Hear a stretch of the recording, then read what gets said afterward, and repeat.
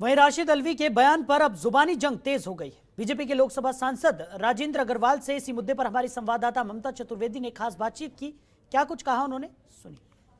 जैसे जैसे विधानसभा चुनाव नजदीक आ रहा है वैसे वैसे जुबानी जंग भी तेज हो गई है। इस वक्त बातचीत करने के लिए हमारे साथ मौजूद हैं उत्तर प्रदेश से लोकसभा सांसद राजेंद्र अग्रवाल जी। अगर कांग्रेस पार्टी के वरिष्ठ नेता राशिद अल्वी की बात करें तो उन्होंने कहा है कि जय श्री राम के नारे लगाने वाले जो लोग हैं उनकी तुलना निशाचर राक्षस से की है। मुझे बड़ी तकलीफ होती है जब इस प्रकार के बयान राशिद अल्वी जैसे सीनियर पार्लियामेंटेरियन रहे हैं, मंत्री रहे हैं, उनके द्वारा दी जाती है। और ये भी साबित करती है कि शायद कांग्रेस की जो नेहरू खानदान से जुड़ी हुई जो धारा है उसको हिंदुत्व की कोई समझ नहीं है। उसने कोई अध्ययन नहीं किया कभी, और कुछ भी बोलना। कांग्रेस हमेशा वोट बैंक की राजनीति करती रही, हमेशा वो अल्पसंख्यकवाद की राजनीति करती रही। उसके दिमाग में कभी पूरा देश, पूरे जो है समाज, ये कभी था ही नहीं देखा जाए तो।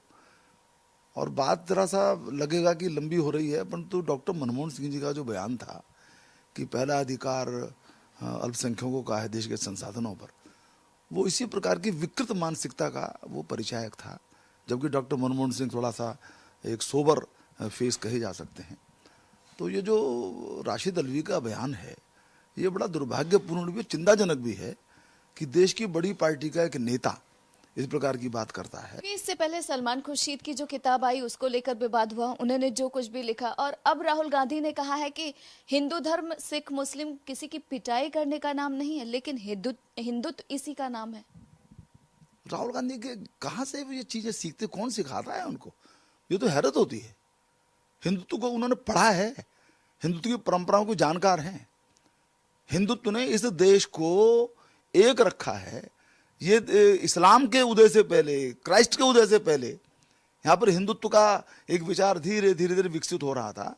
हिंदुत्व ने हमको सिखाया कि एकम सद विप्रा बहुधा वदन्ति। हिंदुत्व ने हमको ये दिया कि माता भूमि पुत्रो हम पृथिव्या। हिंदुत्व ने हमको कहा वसुधैव कुटुंबकम। ये जो जितने इस दुनिया के जो बेहतरीन व्यवहार की दृष्टि से दार्शनिक आचरण है, दार्शनिक जो सिद्धांत हैं, वो हिंदुत्व ने दिए हैं ये, और उसी प्रकार का व्यवहार रहा है। ये हिंदुत्व ही है जिसके परिणाम स्वरूप आज देश के अंदर लोकतंत्र है। अन्यथा जरा सोचें, राहुल गांधी सोचें जरा कि पाकिस्तान में लोकतंत्र क्यों नहीं है? ये तो इस देश का हिस्सा था किसी समय में।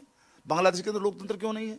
यहाँ पर लोकतंत्र इसलिए है क्योंकि यहाँ पर अभी भी बहुतांश में हिंदुत्व में आस्था रखने वाली जनसंख्या है। तो ये जो सारी बातें बड़ी वाहियात बातें हैं, और चुनावी राजनीति के अंदर इस प्रकार के जो शाश्वत मुद्दे हैं उस पर इस प्रकार की हल्की टिप्पणी करना ये बहुत गलत है। और इस पर, इन वक्तव्यों का जनता पर कुछ प्रभाव भी नहीं होगा। प्रभाव होगा तो उल्टा प्रभाव होगा। इनका हाल ये होगा कि न खुदा ही मिला न विशाले सनम। राहुल गांधी का ये हाल होने वाला है। बहुत आगे देश निकल चुका है, बहुत आगे प्रदेश निकल चुका है। इनके सारे कारनामे लोगों की स्मृतियों में हैं। किस प्रकार का कुशासन उन्होंने दिया, किस प्रकार से उन्होंने देश को, प्रदेश को बांटा।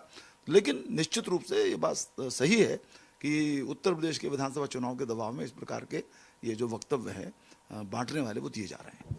कैमरा पर्सन कमल के साथ ममता चतुर्वेदी, जनतंत्र टीवी, दिल्ली। खबरों के निष्पक्ष विश्लेषण के लिए सब्सक्राइब करें Janatantra TV and press the bell icon. Never miss any update.